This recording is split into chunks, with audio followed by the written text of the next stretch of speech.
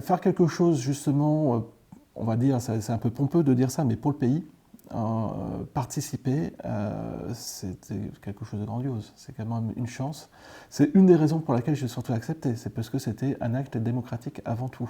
Wulfran Collignon ne s'était jamais particulièrement interrogé sur la question de la fin de vie. C'est donc sans a priori, après avoir été tiré au sort, qu'il accepte de participer à la Convention citoyenne pilotée par le CESE, le Conseil économique, social et environnemental.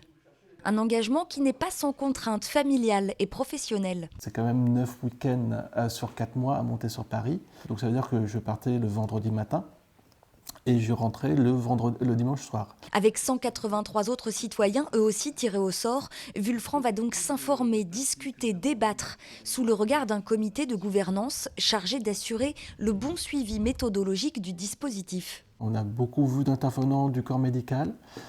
On a reçu aussi les membres, les représentants des différentes religions.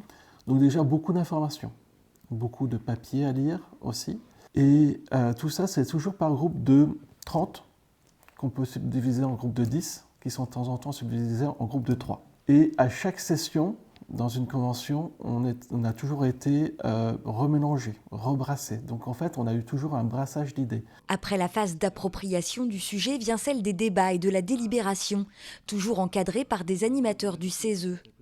Des échanges qui, malgré l'extrême sensibilité du sujet, restent calmes et posés. On a tous été hyper respectueux des uns des autres. On parlait tous, chacun son tour, on levait la main, comme à l'école. À 184, même avec des idées totalement opposées, on pouvait se respecter totalement et s'écouter. Après 27 journées de réunion et 4 mois de réflexion, la Convention citoyenne a rendu ses conclusions, aussi riches que nuancées, le 2 avril dernier.